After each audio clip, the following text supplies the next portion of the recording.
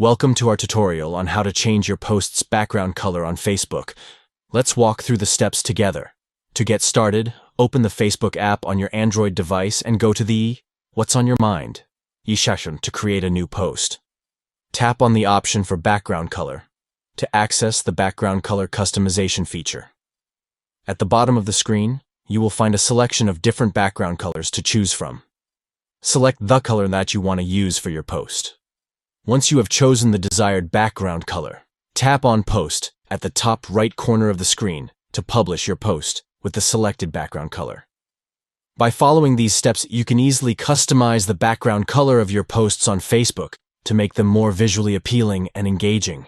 Thank you for watching.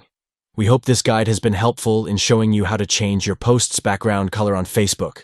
Enhance your posts and stand out in your feed by adding a pop of color with this simple customization feature.